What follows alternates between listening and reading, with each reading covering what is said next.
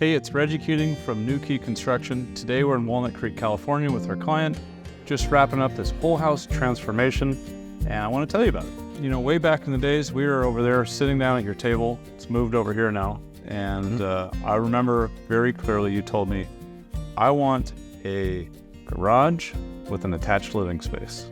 So when I moved into this house many moons ago, I told the realtor the same thing. I want a garage with living quarters attached. I'm a motorcycle guy, love doing things in the garage, and really honoring that space was important to me. And that's sort of where this project started. So tell me about the kitchen, right? We had this wall right here dividing the spaces, kind of keeping it, confined. You couldn't really interact if you had a party, and you talked about wanting to lose this wall. Yeah, I really wanted a gathering space in the house where you could entertain on both sides of the wall. So having it removed, making this one contiguous space was really important to me. Have people flow from room to room was really important so that, I could really use my home as I wanted to, and that was as a gathering and entertaining space. I think you outdid yourself with the selections you made. Well, thank you. I'd love for you to unpack this kitchen. Tell me all about it. Like we were talking before, I really wanted a gathering space, and putting the stove in the center of the kitchen really brings a space when you're entertaining and preparing. People can gather. Having a single slab so that there are no seams makes for a very clean look. One of the themes that I had with this house is really bringing in craftsmen. I found an awesome craftsman in Southern California that made the lights. Different craftsmen who did a lot of the plumber's pipe in the house for shelf supports and other things. They just really tie in the masculine look of the kitchen, which was something I was looking for, bringing in alpine, sort of a love of the mountains, a bit of rustic and a bit of industrial all in one look. So having the cooktop at the island presents a potential challenge with the hood. You solved that solution by having the hood higher up. Tell me about the functionality and how you use this hood, and also the inspiration around the hood. So originally, we had the stove against the back wall.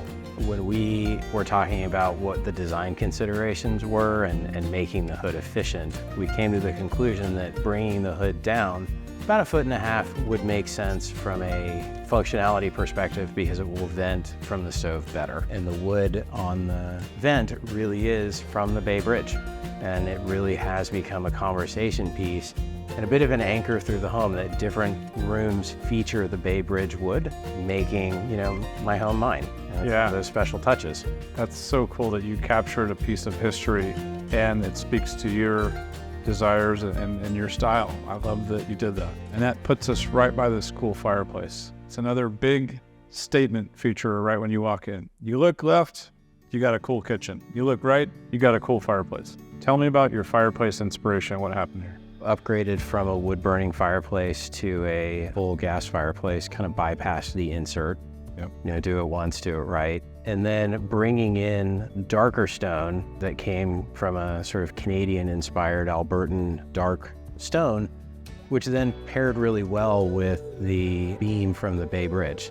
And when you brought that beam home from the lumber baron, our carpenters were so geeking out about the wood and all the coats that needed to be done, all the handwork that needed to be done. I mean, I will admit, it was a huge win. We were having dinner at Bourbon Highway, and I remarked the wall, like how interesting that wall was. And my friend said, hey, go over to the lumber baron. And that's where we really found the Bay Bridge wood.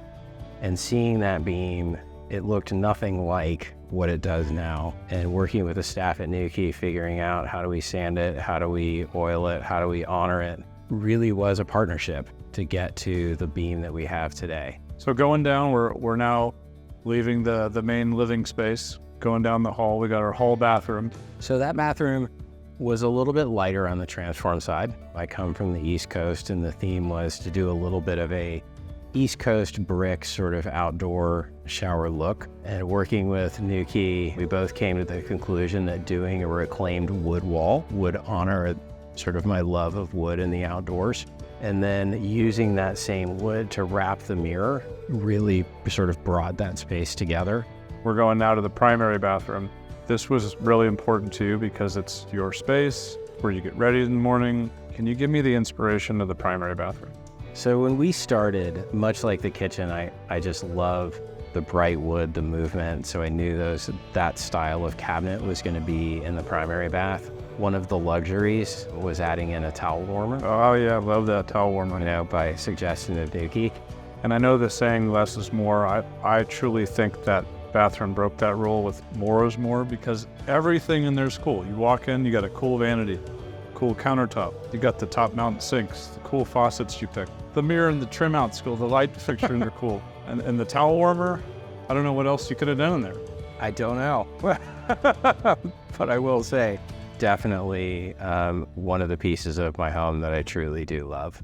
That about wraps it up, but I've been so excited to talk about this. We did some incredible work in your garage, and I know that's probably your favorite room in the home, and we saved the best for last, truly. Take me all the way back to childhood and give us the story of this garage. You know, like I said earlier, you know, when I bought the home, like the garage was an important place for me. I love motorcycle riding, working on my bikes, and having a space to do that and honor that was really important. And one of the key things for me, you know, cabinets mounted into the wall really provides storage space so I can keep a lot of stuff in the garage. But not just cabinets.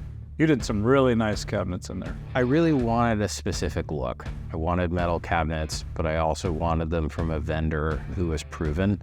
Also, I wanted a floor coating that really would stand up to motorcycles and fluids and dropping tools, and landed on a polyaspartic. And then putting the stripe down the middle just really ties it in to make, you know, your house home. And pulling the motorcycle in just still doesn't get old after the passing lane to the left of the bike. Yeah, I when you told me that idea, I'm like, this is probably 1 in a million. I don't think anybody else has a garage floor quite like that. And now that it's done, I could see it. It reminds you of the open road every time you go into your garage. So when you're getting on your bike or in your car, you get that inspiration.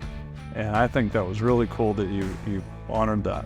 I really love the fact that it has features that work for me. So things like having the workbench space in the corner of the garage by the window, and having over by the motorcycle, having a wardrobe cabinet, making it work for you. And my realtor and I joke, and she's like, yes, you've really built a garage with a home attached, which is ultimately what I wanted. And I got the best of both worlds. Now, after doing this remodel, I now open that front door and walk into my home. It's a beautiful thing, and I'm grateful that you chose us to be your design build contractor. I'm grateful to have run the journey with you. Reggie, you may be grateful. I am thankful. Thank you for being my partner in making this house my home. Yeah, you're welcome.